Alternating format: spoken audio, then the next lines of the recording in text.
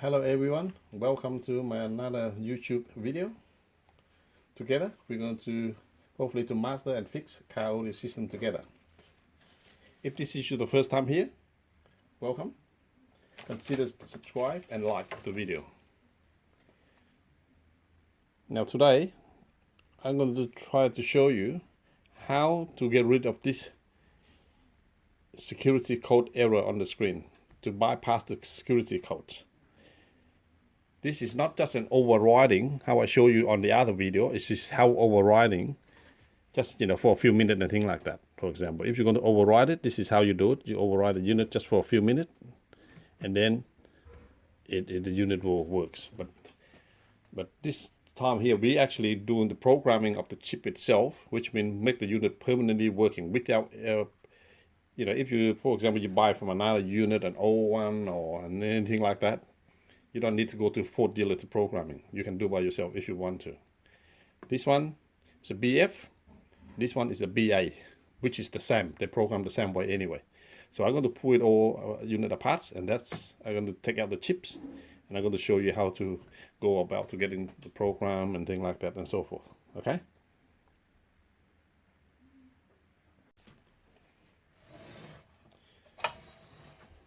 Now this is the actual unit. I just pulling apart. I don't want to wasting too much of your time.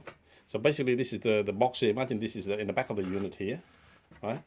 So I just remove all the screw there. You basically have to take these covers out. There's 2 screws there. Remove this piece. In the back here as well, just all the screw under there. Take it all out. And this piece here, just the 2 ribbon. Remove this 2 ribbon, and this will come out. Okay, that's out the way. Now after that, you have to remove 4 screws on here. On the top here, there's 1, 2, 3, 4, and 1 screw on the side here as well. Okay, only this one. If you don't want to take the other one, you don't need to take all the other 2. Only this one he will do. Okay, then this one here, this motherboard will be come out like this. Okay, like that. Just unclip this one. Okay, just leave everything as it is like that. Just imagine that. That is the front where you put the CD in. That's the front of the unit. That's there, the front. Okay, let's just leave this as it is. Now I need you to be with me. Just concentrate this part here. Basically this is here. Then just when you turn it upside like this, you will see there's an EEPROM there. I'll just zoom it in closely for you so that you have a look at it.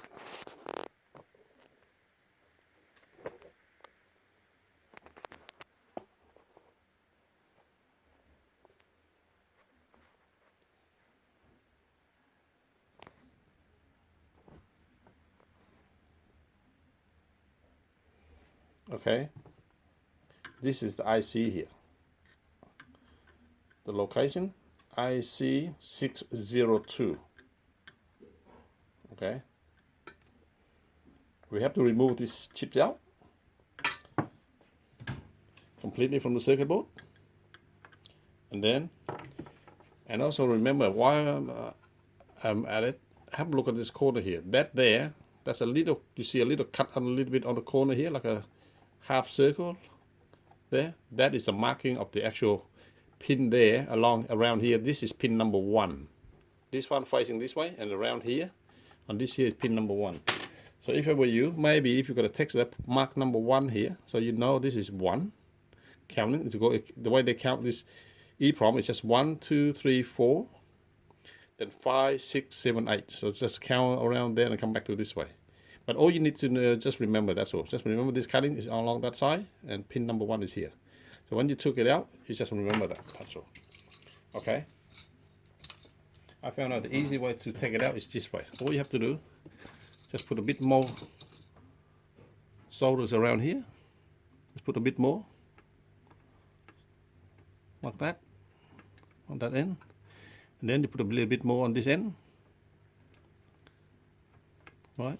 All you have to do now, you get a pair of tweezer here, you hold on it, just put a bit of solder here, they will lose both ends at the same time, and they will moving on. See how they easy come out now after that. Okay, fill in there, that's fine. All you have to do then afterward, you make sure you clean them up later. You make sure you got this 4 track there, and there's also another 4 track there.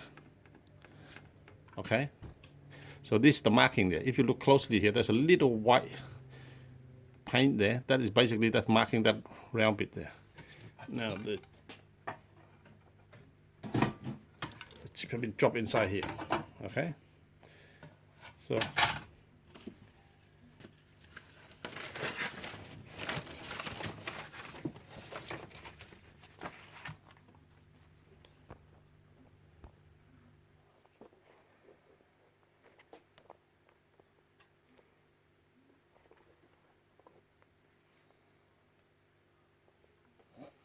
okay, that's the chips there, right? Now to able to if you want to put it in the program or to read them, you have to clean them up properly too, because if the solder here stuck together, you won't be able to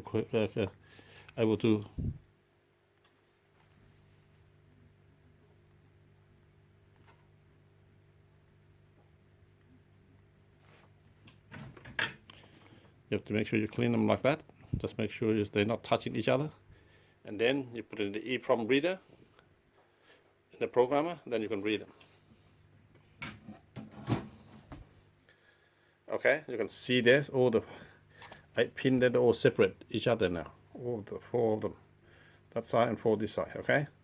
And just once again, just remember this little cut there on this side here. That is exactly how they go through the circuit board. How you take it out like that, when you're ready, you just basically put it back into the circuit board exactly the same way. Okay, now in the middle, I'm going to show you how to program this chip itself. This is an EEPROM. This is where all the coding and the VIN number and things like that is holding in these chips here.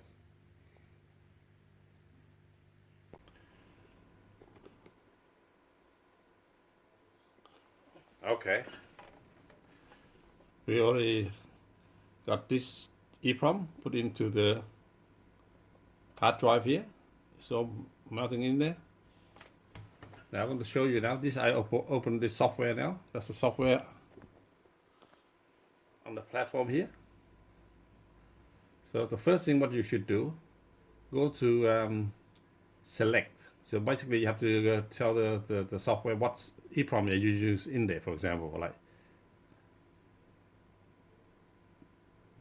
204 for example, or 208, 2408. It depends on what EEPROM you got in there. But in our case, we got 2402. Okay. And if you look on the left here, they got different brand and things like that. That's not too much. You don't have to worry with it. Even they got the same IC. You can use in Atmel brand. Some of the company they got different chip as well. You know. But see, it's like here they got 24CO4 or CO2. You can use that brand if you want to. But basically the L one is in this brand here. My one is in this case is ATC 24CO2 here. This is the one. Okay. So 24CO2 is a surface mount. Not worried too much about this one, but basically this is the EEPROM we're talking about. Okay. After that, choose that. You click OK. Then you click OK again. Now the next step, what we're going to do, we're going to read. We're going to read the what's inside this EEPROM. So we go here. We said same thing as read, and we click read. That's what we get. Okay, it's red. It tells us it's red. You know, it takes how long? It takes 0.59 seconds, and read OK, which means it's good. Now, before you do anything to it, if I were you, have a look at it. If you want to have a look, go to edit. This is what you get. Reading from the chip. This is everything. That's what in there. Even though it looks like a big chips, you know, it got a lot of lines in it, but they're using only a few lines up the top there. That's all. Not many. They're using not more than 10 lines in here. Okay, but this EEPROM itself got about 1,000 lines to write the code in. But anyway, that's the thing there. Don't worry too much about that. Cross that out first. What I want you to do though, after you read the chips, please save it first. Make a save. Go here. Go to save buffer. Put a save just in case you done something, it's corrupt or whatever. Then it's better to save it up. Find a location that you like, and just call whatever you want to call. It's just for your testing. Original one. Sorry. Okay, put in the location wherever you want to put them. mine. I just temporarily save it there. File's already 9. Yep, let's just call something else.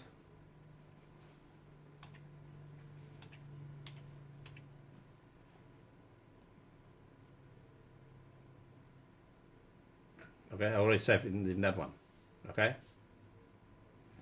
Now, if you want to double check, all you have to do is just read it again. Then we come back to editing. Okay. Now this is what we got in our chips. We already get save it. In case we've done something silly here, for example, something go corrupt or whatever, you still got the data, the files in saving up there. Okay. Now what I like you to do, just zoom this corner here, in particular.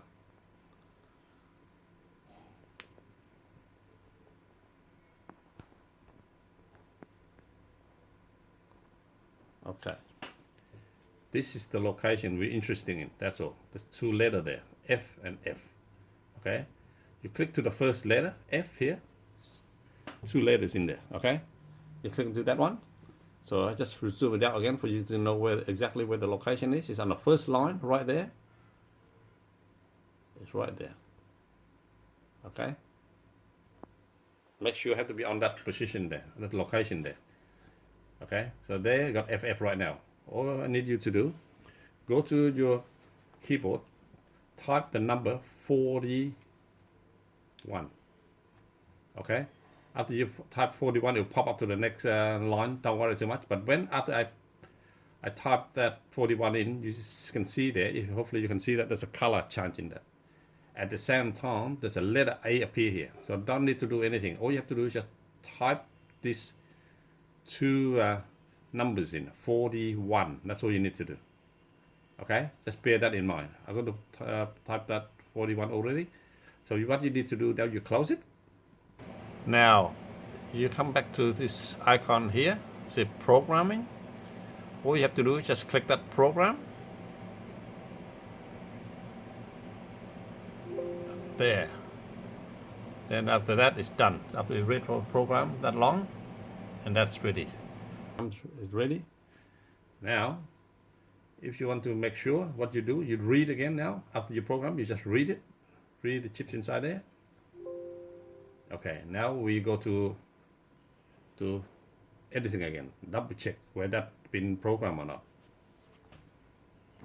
And you look at closely there. That 41 have been already embedded in there. So the 41, that's already there. Okay. And then you see the letter A's on here. That wasn't there before. You got FF, we changed it to 41, and that appear on the A there. So that's it. You program that. That will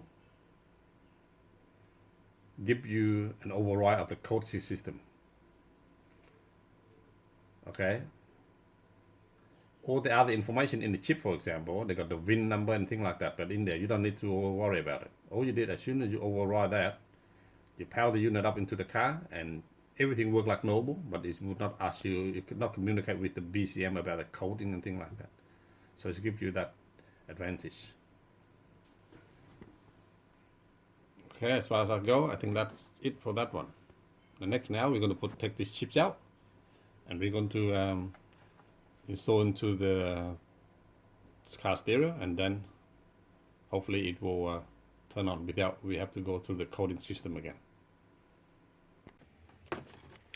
Okay, after I put the EEPROM into the circuit board now, that's sort of, I've not bothered to put the cover in, just want to show you anyway. So that's basically it's in there, and connect the wire like normal, just plug into there, and that's connect to the screen itself. Okay, so that is that. Next thing now, all I have to do is just power up the earth, and then you will see that's how it will turn on this time. Okay, connect the earth now. First thing there, you got a Ford logo come up, and then it'll go to off like that. Okay, no code errors anymore. All you have to do now is just press power on, and then you can hear the sound like normal. Okay, it should work that way.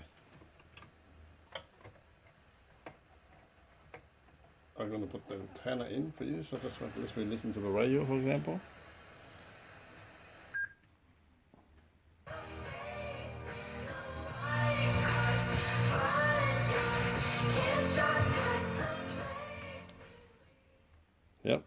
So that's how you override the Ford FG's unit. BF, the same thing. BA and BF, the same location. If you look at the EEPROM, that's the exact location for them to override. For single zone, for 6 CD as well, single zone or dual zone, single CD, 6 CD is exactly the same. That location there. You don't need to do any more than that. Just go to that location, change the EEPROM to 41 on that location, and then you just mount it back into the circuit board, and everything should be worked like this. Okay, I'll take the powers out. I'll power back in again. It will ask the same thing. Do not ask for your coding system at all. It should turn on normal. Okay, I hope that helped. Hope you learned something today. If you like it, please consider subscribe and like. And I will hopefully to see you in the next video or so. Thank you.